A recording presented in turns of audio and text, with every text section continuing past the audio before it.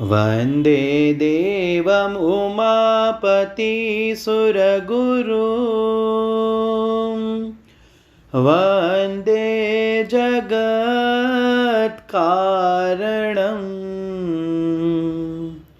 वन्दे पन्नगभूषणं मृगधरं वन्दे पशूनां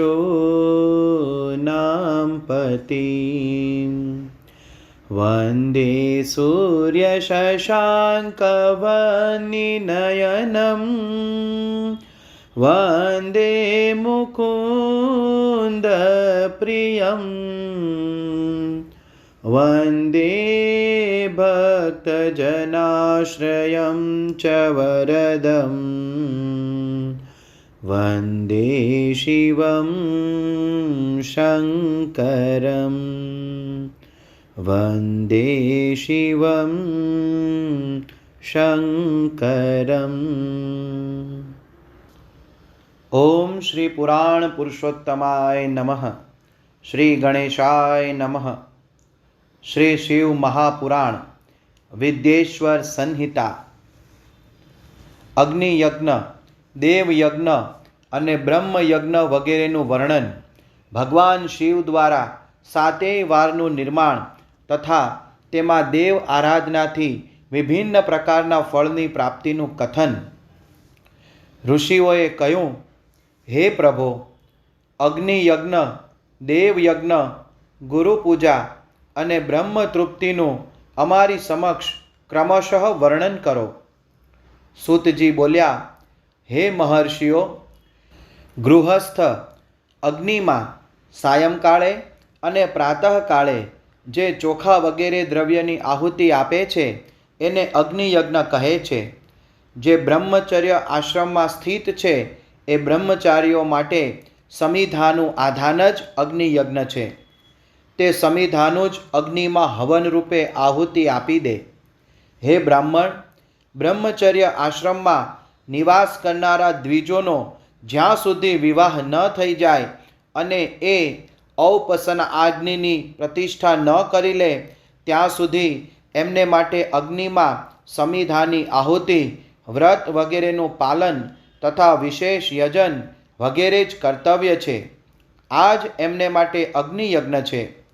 હે દ્વિજો, જેમણે બાહ્ય અગ્નિને વિસર્જિત કરીને સ્વયંના આત્મામાં જ અગ્નિનો આરોપ કરી લીધો છે એમાં વાનપ્રસ્થીઓ અને સંન્યાસીઓ એ જ હવન અથવા અગ્નિયજ્ઞ છે। જે વિહિત સમય પર હિત, મિત અને શુચિ અન્નનું ભોજન કરે છે। હે બ્રાહ્મણો, સંધ્યાકાળે અગ્નિને આપેલી આહુતિ સંપત્તિ પ્રદાન કરનારી થાય છે એવું જાણવું જોઈએ। સવારે સૂર્યદેવને આપેલી આહુતિ આયુષ્યને વધારનારી છે એ વાત પણ સારી રીતે જાણી લેવી જોઈએ। દિવસમાં અગ્નિદેવ સૂર્યમાં જ પ્રવેશ કરી જાય છે, તેથી સવારે સૂર્યને આપેલી આહુતિ પણ અગ્નિયજ્ઞમાં સમાવિષ્ટ થઈ જાય છે। આ રીતે અગ્નિયજ્ઞનું વર્ણન કર્યું છે। ઇન્દ્ર વગેરે સમસ્ત દેવોને ઉદ્દેશ્યમાં રાખીને અગ્નિમાં જે આહુતિ અપાય છે અને દેવયજ્ઞ સમજવો જોઈએ। સ્થાલીપાક યજ્ઞોને પણ દેવયજ્ઞ જ મનાય છે। લૌકિક અગ્નિમાં પ્રતિષ્ઠિત જે ચૂડાકરણ વગેરે સંસ્કાર નિમિત્તક હવન કર્મ છે તેને પણ દેવયજ્ઞમાં જ જાણવા જોઈએ। હવે બ્રહ્મયજ્ઞનું વર્ણન સાંભળો। દ્વિજોએ દેવતાઓની તૃપ્તિ માટે નિરંતર બ્રહ્મયજ્ઞ કરવો જોઈએ। વેદોનું જે નિત્ય અધ્યયન અથવા સ્વાધ્યાય થાય એ પણ બ્રહ્મયજ્ઞ કહેવાય છે। પ્રાતઃ નિત્ય કર્મ કર્યા પછી સાંજ સુધી બ્રહ્મયજ્ઞ થઈ શકે છે। ત્યાર પછી રાત્રે બ્રહ્મયજ્ઞનું વિધાન નથી। અગ્નિ વગર દેવયજ્ઞ કેવી રીતે સંપન્ન થઈ શકે એને તમે શ્રદ્ધા અને આદરપૂર્વક સાંભળો। સૃષ્ટિના આરંભમાં સર્વજ્ઞ, દયાળુ અને સર્વસમર્થ મહાદેવજીએ સમસ્ત લોકો પર ઉપકાર કરવા માટે વારોની કલ્પના કરી। તે ભગવાન શિવ સંસારરૂપી રોગને દૂર કરનાર વૈદ છે। સર્વના જ્ઞાતા અને સમસ્ત ઔષધોના ઔષધ છે। એ ભગવાને સ્વયં પહેલાં પોતાના વારની કલ્પના કરી જે આરોગ્ય પ્રદાન કરવાવાળો છે. ત્યાર પછી માયા શક્તિનો વાર બનાવ્યો છે, જે સંપત્તિદાયક છે. જન્મકાળના દુર્ગતિગ્રસ્ત બાળકની રક્ષા માટે એમણે કુમારના વારની કલ્પના કરી. ત્યાર પછી સર્વસમર્થ મહાદેવજીએ આળસ અને પાપની નિવૃત્તિ તથા સમસ્ત લોકોના હિતની ઈચ્છાથી લોકરક્ષક ભગવાન વિષ્ણુનો વાર બનાવ્યો. આ પછી સર્વના સ્વામી ભગવાન શિવે પુષ્ટિ અને રક્ષા માટે આયુઃ કરતા ત્રિલોક સ્રષ્ટા પરમેષ્ઠી બ્રહ્માનો આયુષ્કારક વાર બનાવ્યો, જેથી સંપૂર્ણ જગતના આયુષ્યની સિદ્ધિ થઈ શકે. એ પછી ત્રણેય લોકોની વૃદ્ધિ માટે પહેલાં પુણ્ય પાપની રચના થઈ જવાથી એ પુણ્ય પાપ કરનારા લોકોને શુભાશુભ ફળ આપવા માટે ભગવાન શિવે ઇન્દ્ર અને યમના વારોનું નિર્માણ કર્યું. આ બંને વાર ક્રમશઃ ભોગપ્રદાયક તથા લોકોના મૃત્યુ ભયને દૂર કરનાર છે. ત્યારબાદ સૂર્ય વગેરે 7 ગ્રહોને જે સ્વયં જ સ્વરૂપભૂત તથા પ્રાણીઓ માટે સુખ દુઃખના સૂચક છે, ભગવાન શિવે 7 વારોના સ્વામી નિશ્ચિત કરી દીધા. એ બધા ગ્રહ નક્ષત્રોના જ્યોતિર્મય મંડળમાં પ્રતિષ્ઠિત છે. શિવના વાર અથવા દિવસના સ્વામી સૂર્ય છે. શક્તિ સંબંધી વારના સ્વામી સોમ છે. કુમાર સંબંધી દિવસના અધિપતિ મંગળ છે. વિષ્ણુ વારના સ્વામી બુધ છે. બ્રહ્માજીના વારના અધિપતિ બૃહસ્પતિ છે. ઇન્દ્ર વારના સ્વામી શુક્ર છે અને યમ વારના સ્વામી શનૈશ્વર છે. પોતપોતાના વારમાં કેટલીય દેવતાઓની પૂજા એમના ફળોને આપનારી છે. સૂર્ય આરોગ્યના અને ચંદ્રમા સંપત્તિના દાતા છે. મંગળ વ્યાધિનું નિવારણ કરે છે. બુધ પુષ્ટિ આપે છે. બૃહસ્પતિ આયુની વૃદ્ધિ કરે છે. શુક્ર ભોગ આપે છે અને શનૈશ્વર મૃત્યુનું નિવારણ કરે છે. આ 7 વારોનું ક્રમશઃ ફળ બનાવવામાં આવ્યું છે અને તે એ દેવતાઓની પ્રીતિથી પ્રાપ્ત થાય છે. અન્ય દેવતાઓની પૂજાનું ફળ પણ ભગવાન શિવ જ આપે છે. દેવતાઓની પ્રસન્નતા માટે પૂજાની 5 પ્રકારની પદ્ધતિ બનાવાઈ છે. એ દેવતાઓના મંત્રનો જપ એ પ્રથમ પ્રકાર છે. એમને માટે હોમ કરવો એ બીજો પ્રકાર છે. દાન કરવું એ ત્રીજો પ્રકાર છે. તપ કરવું એ ચોથો પ્રકાર છે. કોઈ વેદી પર, પ્રતિમામાં, અગ્નિમાં અથવા બ્રાહ્મણ શરીરમાં આરાધ્ય દેવતાની ભાવના કરીને 16 પ્રકારે એમની પૂજા કે આરાધના કરવી એ 5મો પ્રકાર છે. આમાં પૂજાના આધાર ઉત્તરોત્તર શ્રેષ્ઠ છે. પૂર્વના અભાવમાં ઉત્તર આધારનું અવલંબન લેવું જોઈએ. બંને નેત્રો તથા મસ્તકના રોગમાં અને કુષ્ઠ રોગની શાંતિ માટે ભગવાન સૂર્યની પૂજા કરીને બ્રાહ્મણોને ભોજન કરાવવું. ત્યાર પછી 1 દિવસ, 1 માસ, 1 વર્ષ અથવા 3 વર્ષ લગાતાર આ પ્રકારની સાધના કરવી જોઈએ. આનાથી જો પ્રબળ પ્રારબ્ધનું નિર્માણ થઈ જાય તો રોગ અને જરાનો નાશ થઈ જાય. ઈષ્ટદેવના નામ મંત્રનો જપ વગેરે સાધન વાર વગેરે અનુસાર ફળ આપે છે. રવિવાર સૂર્યદેવ માટે, અન્ય દેવતાઓ અને બ્રાહ્મણોને માટે વિશિષ્ટ વસ્તુ અર્પણ કરવી જોઈએ. આ સાધન વિશિષ્ટ ફળ આપનારું છે. એ દ્વારા વિશિષ્ટ પાપોની શાંતિ થઈ જાય છે.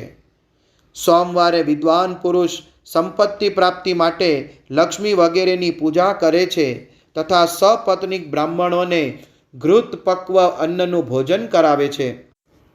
મંગળવારે રોગોની શાંતિ માટે કાલી વગેરેની પૂજા કરે અને અડદ, મગ અને તુવેરની દાળયુક્ત અન્ન બ્રાહ્મણોને ભોજન રૂપે આપવું જોઈએ. બુધવારે વિદ્વાન પુરુષ દહીંયુક્ત અન્નથી ભગવાન વિષ્ણુનું પૂજન કરે. આવું કરવાથી સદા પુત્ર, મિત્ર અને કલત્ર એટલે કે પત્ની વગેરેની પુષ્ટિ થાય છે. જે દીર્ઘાયુ ચાહતા હોય એમણે ગુરુવારે દેવતાઓની પુષ્ટિ માટે વસ્ત્ર, જનોઈ તથા ઘી મિશ્રિત દૂધપાક ખીરથી યજન પૂજન કરે.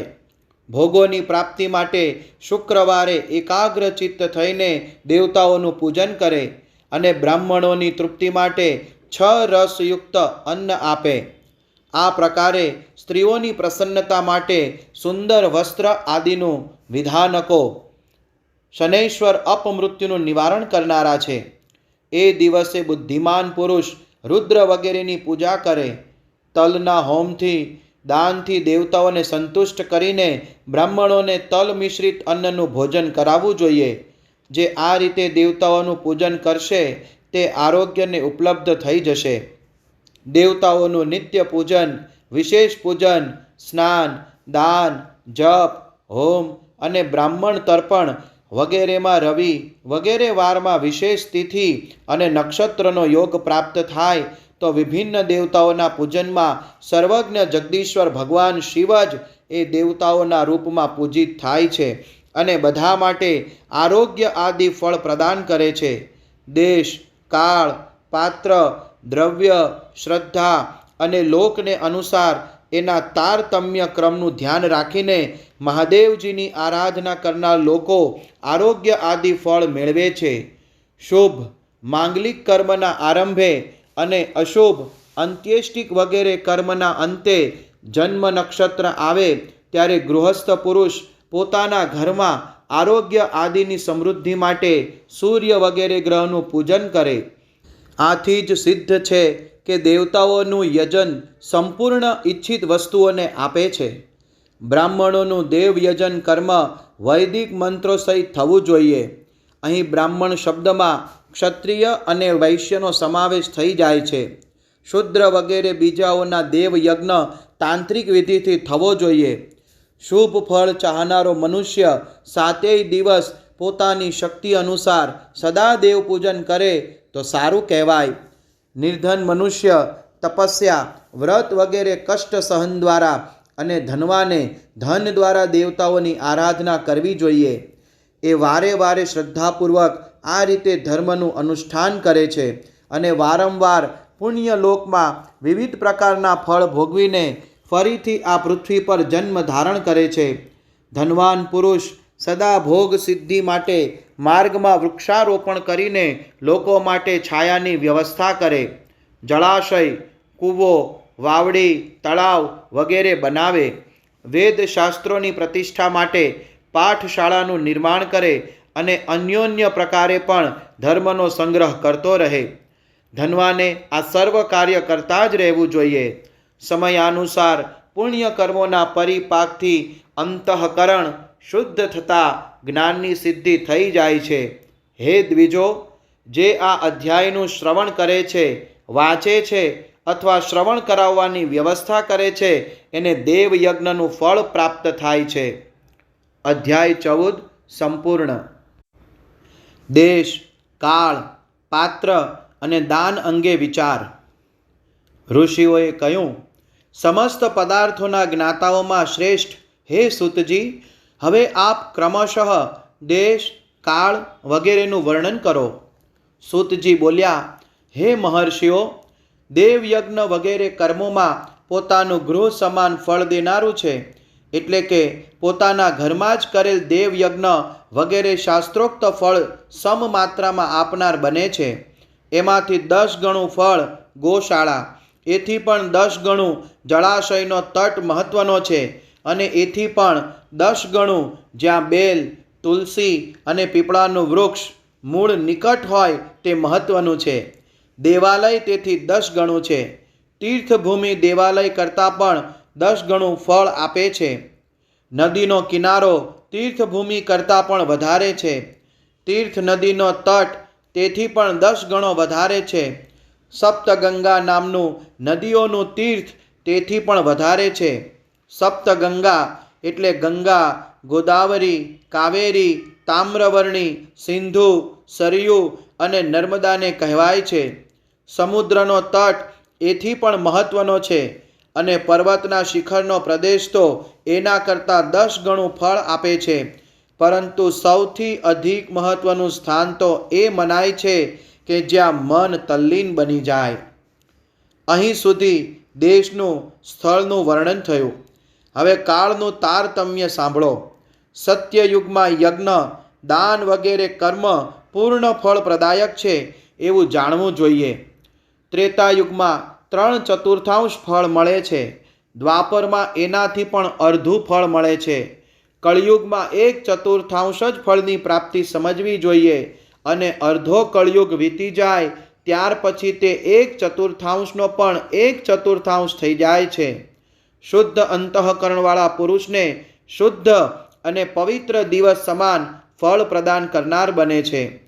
હે વિદ્વાન બ્રાહ્મણો, સૂર્ય સંક્રાંતિને દિવસે કરેલું સત્કર્મ પૂર્વોક્ત શુદ્ધ દિવસ કરતાં પણ 10 ગણું ફળ આપે છે એવું જાણવું જોઈએ.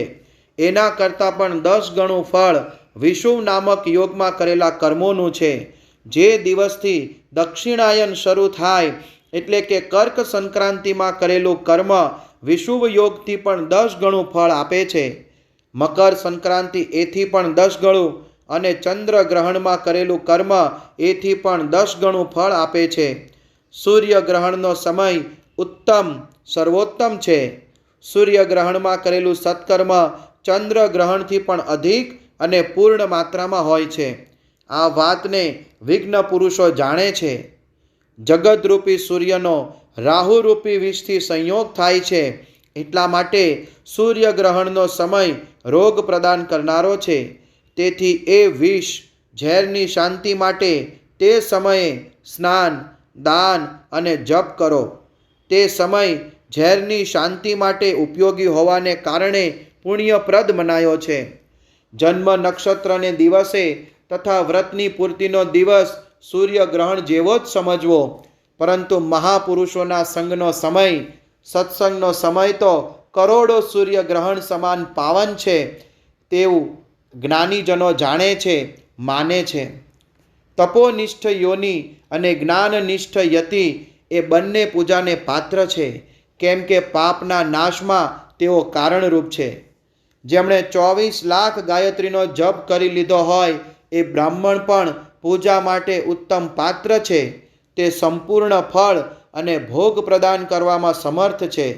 જે અધઃપતનથી બચાવે છે, ત્રાણ કરે છે, અર્થાત નરકમાં પડવાથી બચાવે છે, એને માટે આ ગુણને કારણે જ શાસ્ત્રમાં પાત્ર શબ્દનો પ્રયોગ થાય છે.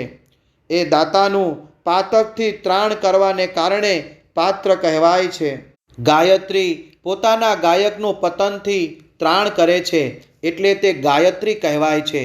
જેમ જે આ લોકમાં ધનહીન છે તે બીજાને ધન આપી શકતો નથી, પણ જે ધનવાન હોય તે જ ધન આપી શકે છે.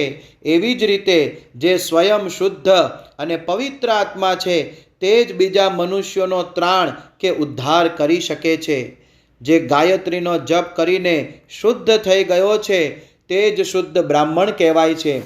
એટલા માટે દાન, જપ, હોમ અને પૂજા બધા કર્મોને માટે એ જ શુદ્ધ પાત્ર છે. આવા બ્રાહ્મણ જ દાન જેવા રક્ષા કરવાની પાત્રતા રાખે છે. સ્ત્રી હોય કે પુરુષ, જે કોઈ પણ ભૂખ્યું હોય તે જ અન્નદાનને પાત્ર છે. જેને જેની ઈચ્છા હોય એને એ વસ્તુ વગર માગે જ આપી દેવામાં આવે તો દાતાને એ દાનનું પૂરેપૂરું ફળ મળી જાય છે, એવી મહર્ષિઓની માન્યતા છે. જે પ્રશ્ન અને યાચના કર્યા પછી અપાય તે દાન અડધું જ ફળ આપે છે. પોતાના સેવકને આપેલું દાન 1/4 ફળ આપે છે.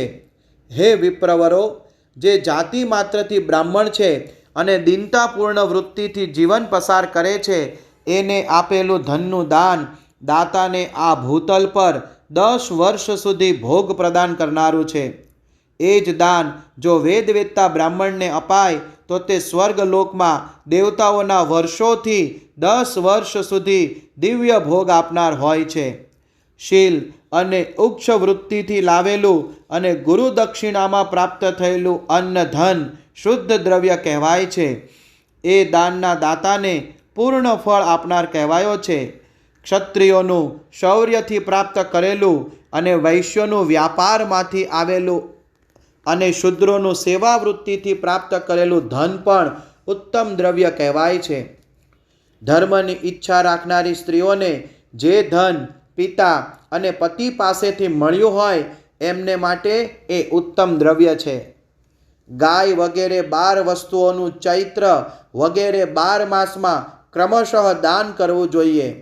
ગાય, ભૂમિ, તલ, સુવર્ણ, ઘી, વસ્ત્ર, ધાન્ય, ગોળ, ચાંદી, મીઠું, કોળું, કોહડા અને કન્યા એ જ આ 12 વસ્તુઓ છે. આમાં ગોદાનથી કાયિક, વાચિક અને માનસિક પાપોનું નિવારણ થાય છે અને કાયિક વગેરે પુણ્ય કર્મોની પુષ્ટિ થાય છે. હે બ્રાહ્મણો, ભૂમિનું દાન આ લોક અને પરલોકમાં પ્રતિષ્ઠા, આશ્રયની પ્રાપ્તિ કરાવનાર છે. તલનું દાન બળવર્ધક અને મૃત્યુનું નિવારક છે. સુવર્ણનું દાન જઠરાગ્નિ વર્ધક છે તથા વીર્યદાયક છે. ઘીનું દાન પુષ્ટિકારક છે. વસ્ત્રનું દાન આયુની વૃદ્ધિ કરનારું છે એવું જાણવું જોઈએ. ધાન્યનું દાન અન્ન ધનની સમૃદ્ધિમાં કારણરૂપ છે. ગોળનું દાન મધુર ભોજનની પ્રાપ્તિ કરાવે છે. ચાંદીના દાનથી વીર્યની વૃદ્ધિ થાય છે. મીઠાના દાનથી 6 રસ ભોજન મળે છે. સર્વ પ્રકારનું દાન સર્વ સમૃદ્ધિની સિદ્ધિ માટે જ થાય છે. વિઘ્ન પુરુષ કોહળા કુષ્માંડના દાનને પુષ્ટિદાયક માને છે. કન્યાદાન આ જીવન ભોગ પ્રદાન કરનારું કહેવાયું છે. હે બ્રાહ્મણો, તે આ લોકમાં અને પરલોકમાં પણ સંપૂર્ણ ભોગોની પ્રાપ્તિ કરાવનારું છે. વિદ્વાન પુરુષે જે વસ્તુઓથી શ્રવણ આદિ ઇન્દ્રિયોની તૃપ્તિ થાય છે એનું દાન સદા કરવું જોઈએ. ક્ષેત્ર વગેરે 10 ઇન્દ્રિયો જે શબ્દ આદિ 10 વિષયો છે એનું દાન કરવામાં આવે તો ભોગોની પ્રાપ્તિ થાય છે અને દિશા આદિ ઇન્દ્રિય દેવતાઓને સંતુષ્ટ કરે છે. વેદ અને શાસ્ત્રને ગુરુમુખથી ગ્રહણ કરીને ગુરુના ઉપદેશથી અથવા સ્વયં જ બોધ પ્રાપ્ત કર્યા પછી જે બુદ્ધિનો આવો નિશ્ચય થાય છે કે કર્મોનું ફળ અવશ્ય મળે છે એને જ ઉચ્ચ કોટીની આસ્તિકતા કહે છે. ભાઈ, બંધુ અથવા રાજાના ભયથી જે આસ્તિકતા બુદ્ધિ અથવા શ્રદ્ધા થાય છે તે કનિષ્ઠ શ્રેણીની આસ્તિકતા છે. આ સર્વથા દરિદ્ર છે. માટે જેની પાસે સર્વ વસ્તુઓનો અભાવ છે તે વાણી અથવા કર્મ શરીર દ્વારા યજન કરે. મંત્ર, સ્તોત્ર અને જપ વગેરેને વાણી દ્વારા કરેલ યજન સમજવો જોઈએ. તીર્થયાત્રા અને વ્રત વગેરેને વિદ્વાન પુરુષ શારીરિક યજન માને છે. ગમે તે ઉપાયથી થોડું અથવા ઘણું દેવતા અર્પણ બુદ્ધિથી જે કાંઈ અપાય અથવા કરાય તે દાન અથવા સત્કર્મ ભોગોની પ્રાપ્તિ કરાવવામાં સમર્થ છે. તપસ્યા અને દાન આ 2 કર્મો મનુષ્યોએ સદા કરવા જોઈએ અને એવા ગૃહનું દાન પણ કરવું જોઈએ જે પોતાના વર્ણ, ચમક દમક અથવા સફાઈ અને ગુણ, સુખ સગવડથી સુશોભિત હોય. વિદ્વાન પુરુષ દેવતાઓની તૃપ્તિ માટે જે કાંઈ આપે છે તે અતિશય માત્રામાં અને સર્વ પ્રકારના ભોગ આપે છે. એ દાનથી વિદ્વાન પુરુષ આ અને પરલોકમાં ઉત્તમ જન્મ અને સદા સુલભ થનાર ભોગ મેળવે છે. ઈશ્વરાર્પણ બુદ્ધિથી યજ્ઞ, દાન વગેરે કર્મ કરીને મનુષ્ય મોક્ષ ફળનો ભાગી બને છે. અધ્યાય 15 સંપૂર્ણ. પૃથ્વી વગેરેથી નિર્મિત દેવ પ્રતિમાઓની પૂજન વિધિ, નૈવેદ્યનો વિચાર, પૂજનના વિવિધ ઉપચારોનું ફળ, વિશેષ માસ, વાર, તિથિ અને નક્ષત્રોના યોગમાં પૂજનનું વિશેષ ફળ તથા લિંગનું વૈજ્ઞાનિક સ્વરૂપનું વિવેચન. ઋષિઓએ કહ્યું, હે સાધુ શિરોમણે, હવે આપ પાર્થિવ પ્રતિમાની પૂજાનું વિધાન બતાવો જેથી સમસ્ત ઈચ્છિત વસ્તુઓની પ્રાપ્તિ થાય છે.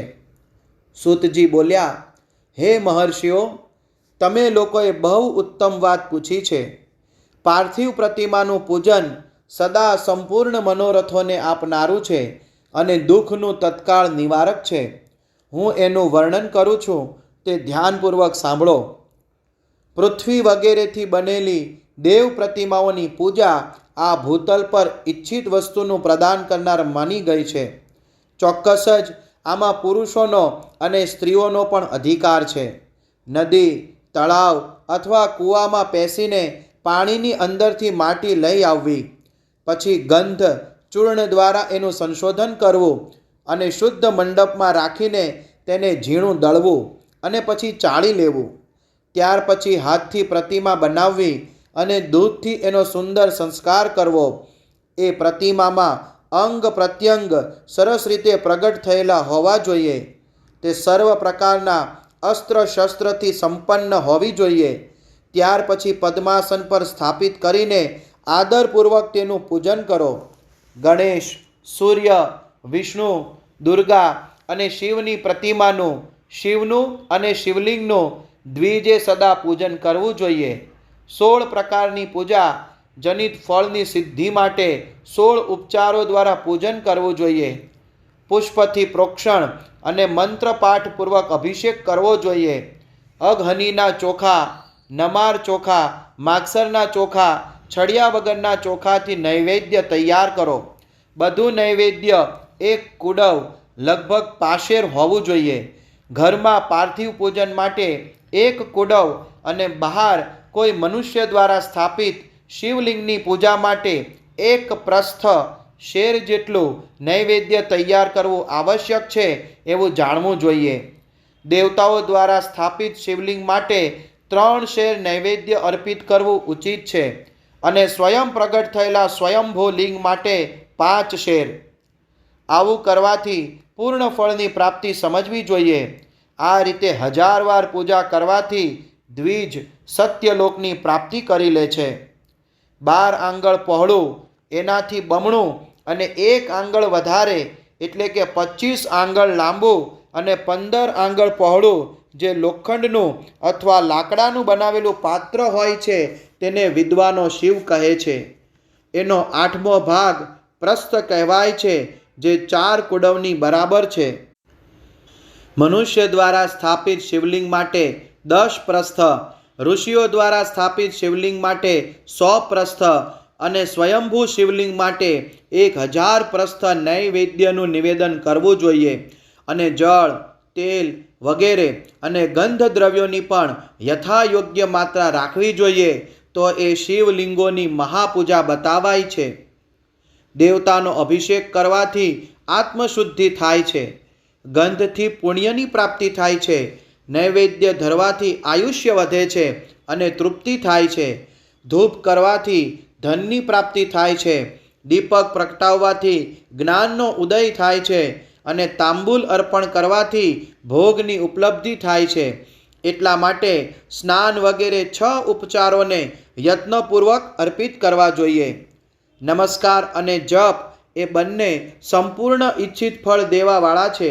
એટલા માટે ભોગ અને મોક્ષની ઈચ્છા રાખનારે પૂજાના અંતમાં સદા જ જપ અને નમસ્કાર કરવા જોઈએ.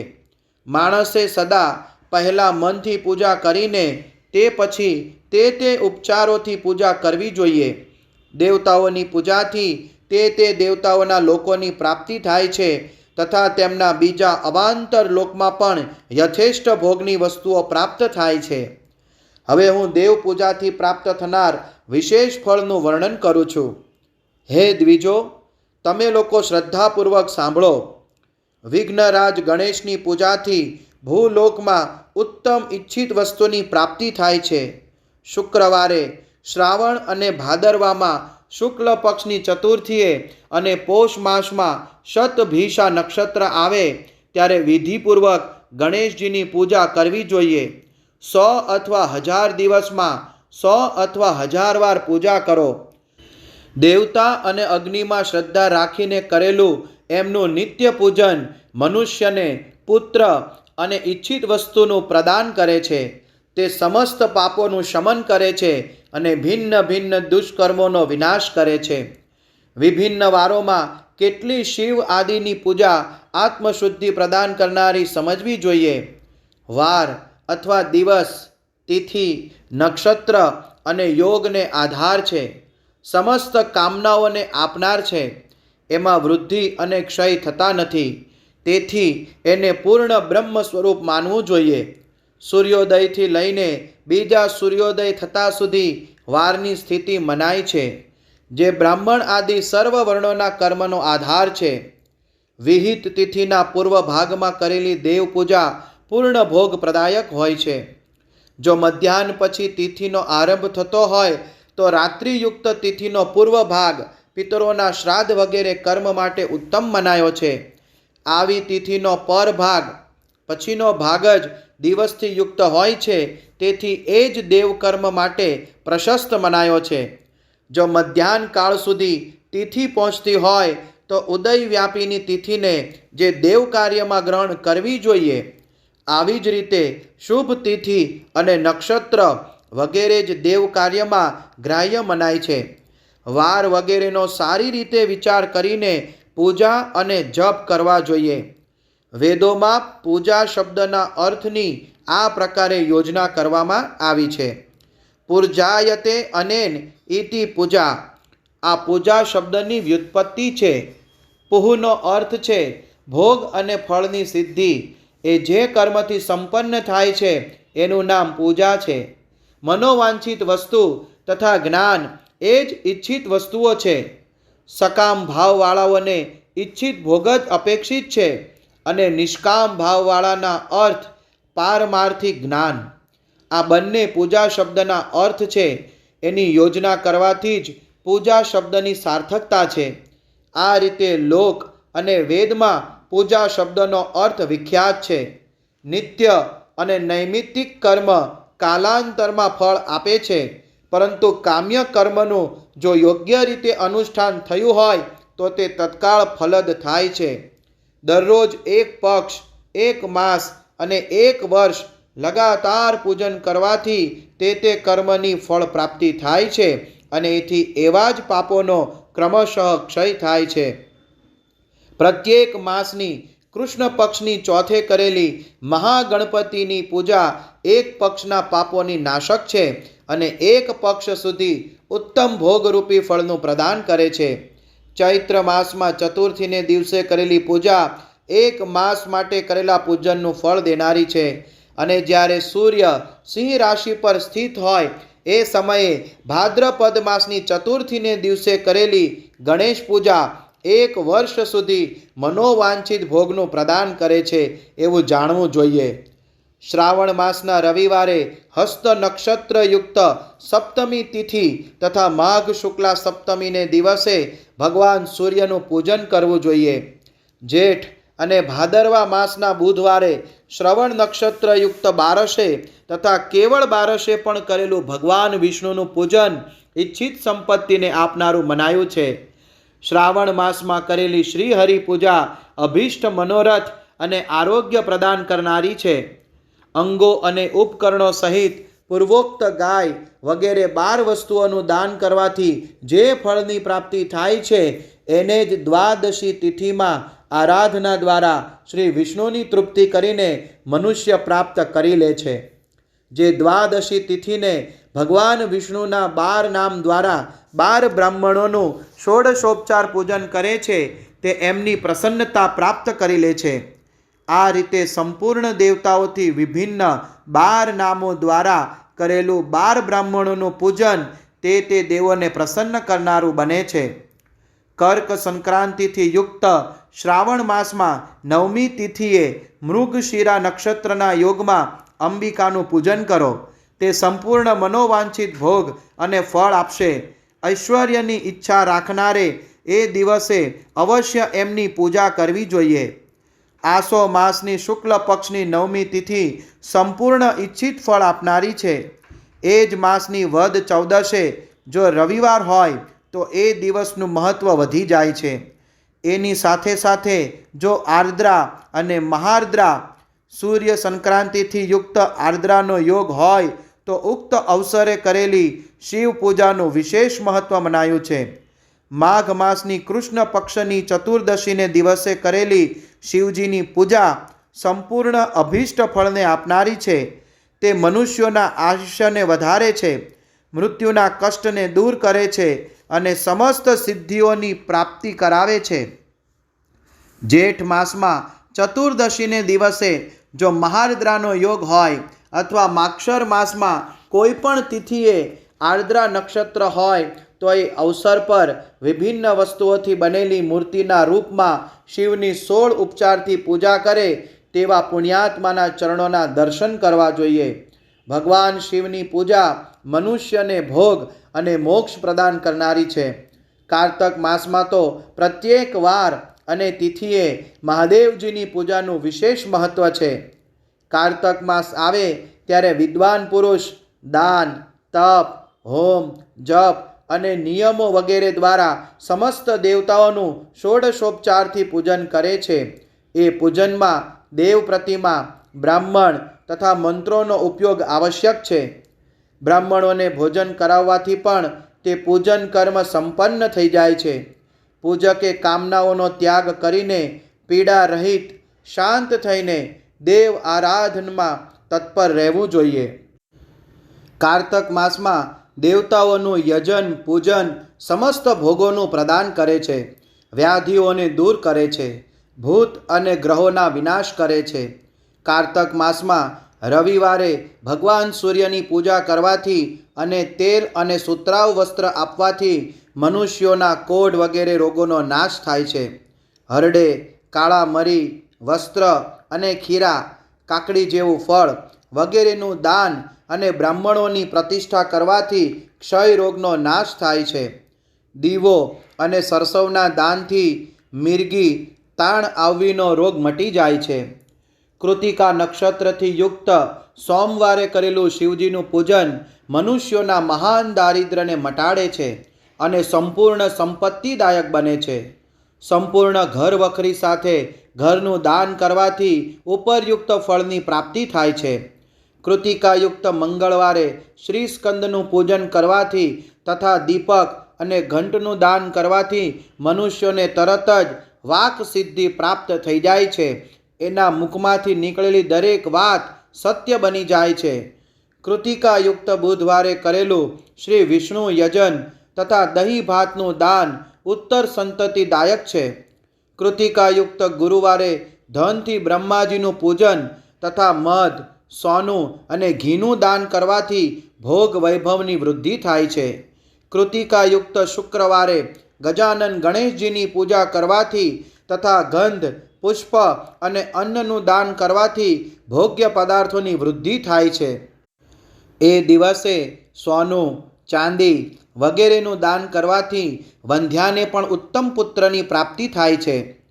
કૃતિકાયુક્ત શનિવારોને દિવસે દિક્પાલોની વંદના, દિગ્ગજો, નાગો અને સેતુપાલોનું પૂજન, ત્રિનેત્રધારી રુદ્ર, પાપહારી વિષ્ણુ તથા જ્ઞાનદાતા બ્રહ્માનું આરાધન અને ધન્વંતરી અને બંને અશ્વિની કુમારોનું પૂજન કરવાથી રોગ, અપમૃત્યુ અને અકાલ મૃત્યુનું નિવારણ થાય છે તથા તાત્કાલિક વ્યાધિઓની શાંતિ થઈ જાય છે.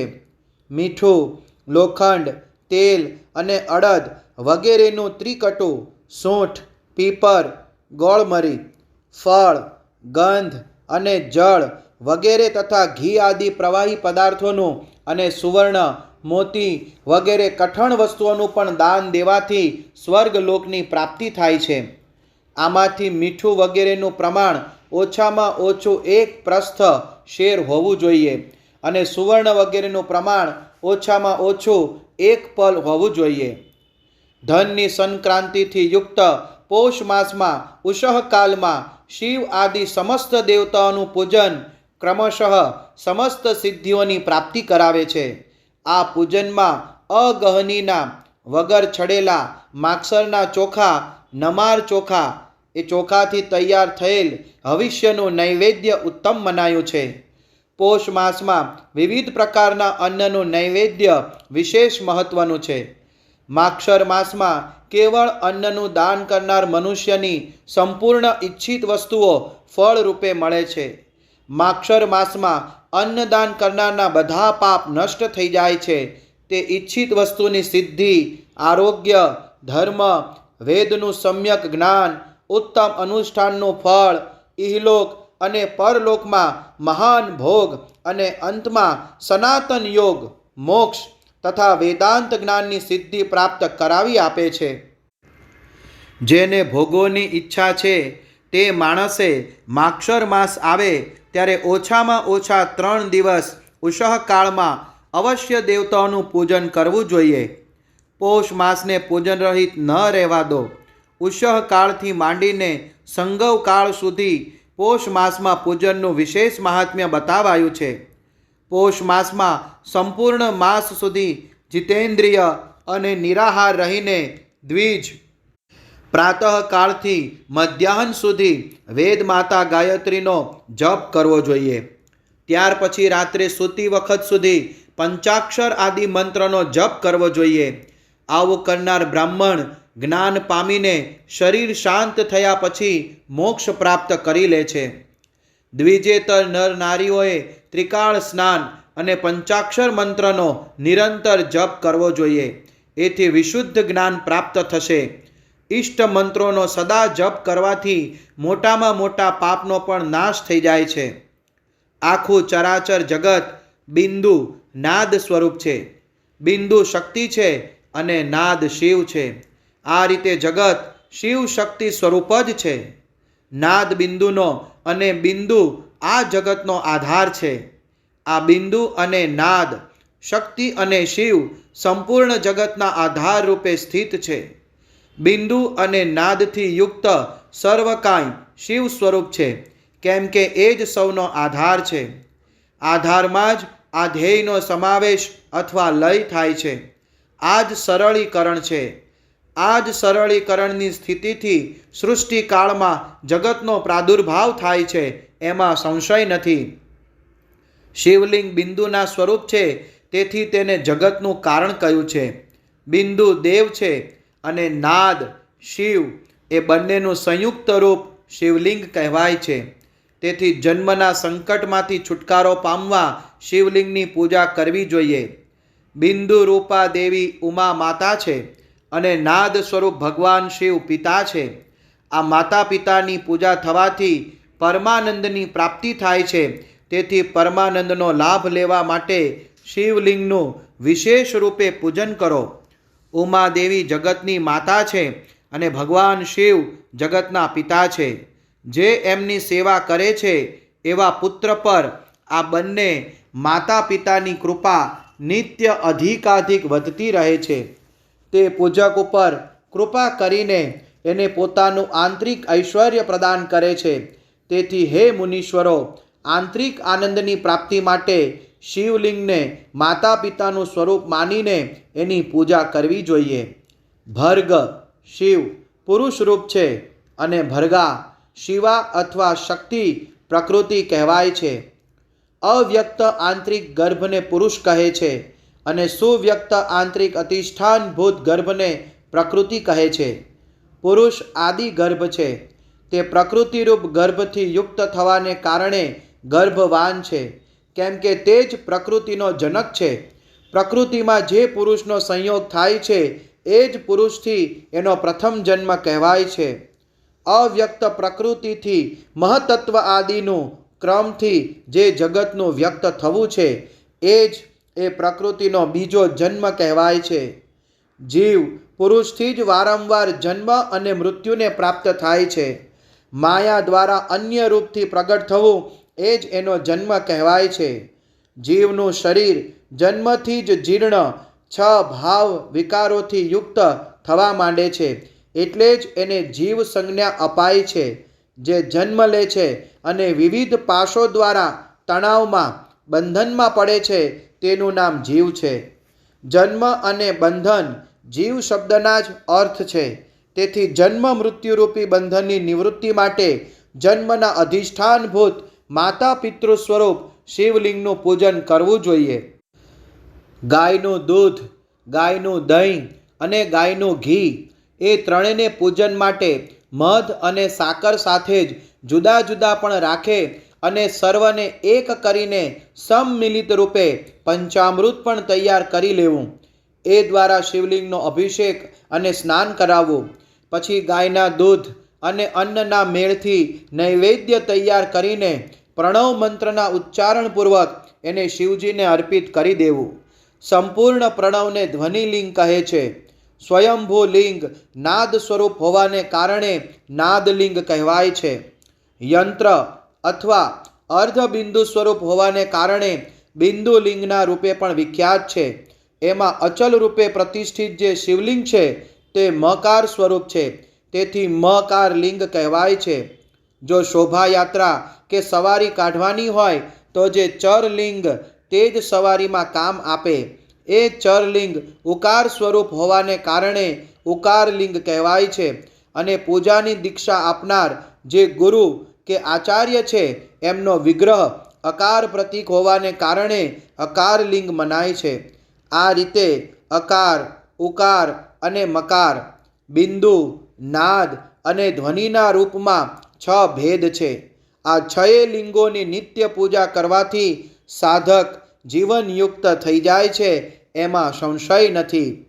અધ્યાય 16 સંપૂર્ણ.